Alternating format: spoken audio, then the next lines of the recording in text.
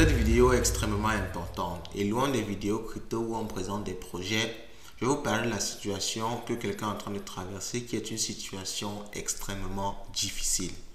Je vous prie vraiment, je ne le fais jamais, mais je vous demande de partager au maximum cette vidéo pour que le maximum de personnes puissent être informées. Vous savez que les médias sont une force, donc essayez, n'est-ce pas, de participer à ce mot d'ordre-là, à ce hashtag-là qui est tout simplement Free Tigran. Ok, donc Tigran, c'est tout simplement le coordonnateur de Binance qui avait été envoyé au Nigeria pour discuter avec les autorités nigérianes concernant l'entrée de Binance au Nigeria. Donc il était venu discuter tout simplement avec les autorités nigérianes et il a été arrêté depuis lors.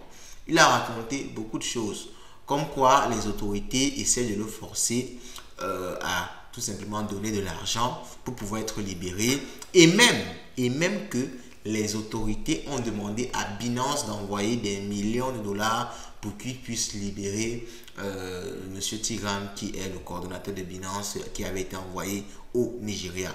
C'est quelque chose d'assez grave, les gars.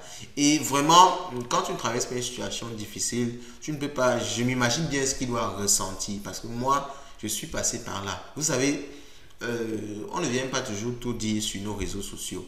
Lorsque je travaille les difficultés à cause des crypto-monnaies, à cause de ce que je fais, je ne viens pas forcément faire une vidéo pour le dire. Souvent, je laisse un certain moment se passer pour venir vous dire ça peut-être une autre fois, lors d'une autre vidéo, ou même des mois et des années plus tard.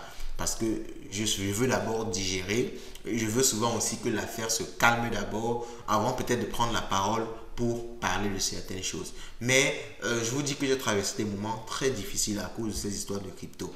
Parce que malheureusement, à cause des méfaits de beaucoup de personnes, les plus mal ainsi de suite, il y a des gens qui ne font pas la différence entre les arnaqueurs et ceux qui font dans la crypto. La crypto, ce n'est qu'un moyen d'échange. Ok, tu peux faire un business sérieux dans la crypto-monnaie. Et Binance, jusqu'aujourd'hui, elle a montré un certain sérieux. Elle est acceptée aux États-Unis, dans beaucoup de pays dans le monde. Elle a des licences. Ça veut dire que même s'il y a des manquements, elle est quand même sérieuse. Okay? Elle est quand même sérieuse à un certain niveau. Donc, moi-même dans mon business, j'ai été confronté à des forces de l'ordre où j'ai été maltraité, littéralement. Ok? Parce que tu fais dans les crypto-monnaies, automatiquement on t'assimile à un arnaqueur, on ne comprend pas ton activité, on ne cherche même pas à comprendre, ils se disent qu'ils connaissent assez, qu'ils connaissent même beaucoup. Donc, vous entrez là dans un conflit de force. Et face aux autorités, tu ne peux pas être fort. Donc, tu subis. Donc, j'imagine bien ce qu'il est en train de traverser. Il n'a pas volé quelqu'un, il n'a pas tué quelqu'un. Il est tout simplement, dans ce cas-là, ce n'est même pas lui le créateur de l'entreprise. Il est tout simplement quelqu'un qui travaille dans l'entreprise. Il s'était déplacé justement pour venir se mettre d'accord avec les autorités nigérianes. Maintenant, il se retrouve privé de ses libertés. Et physiquement, il est touché. Mentalement, il est touché. Regardez cette vidéo. C'est triste à voir. C'est vraiment triste à voir. Ça, c'est lui comme ça qui est déjà touché sur le plan physique, sur le plan mental. Il a sûrement été torturé.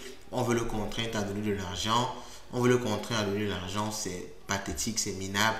Et ça ne donne pas... Ce n'est pas du tout bien pour la réputation du Nigeria. Bon, vraiment, je tiens à ce que cette vidéo soit partagée au maximum pour que ça fasse bouger les choses. Il faut qu'on le libère absolument. Ce n'est qu'un employé de l'entreprise. Si on veut attaquer Binance au Nigeria, ils ont les moyens de le faire. Ils peuvent bloquer d'abord Binance. Le seul fait de bloquer Binance au Nigeria, d'empêcher qu'on puisse accéder au site à partir du Nigeria, va déjà pousser Binance à se rendre compte que le Nigeria est très important. Okay? Le Nigeria, c'est en termes de puissance démographique, c'est la première en Afrique, ou je crois après l'Algérie ou bien la deuxième. En tout cas, dans les 5 premiers, le Nigeria est extrêmement important pour Binance. Donc, si le Nigeria prend des mesures pour bloquer l'application, bloquer l'accès à l'application dans leur pays, l'entreprise va réagir si c'est que le Nigeria a besoin que l'entreprise se conforme. Mais arrêter quelqu'un, le torturer, exiger de l'argent, je ne pense pas que c'est normal et ça doit vraiment immédiatement s'arrêter. Partagez au maximum cette vidéo. Laissez-moi ce que vous pensez en commentaire et on se dit à la prochaine.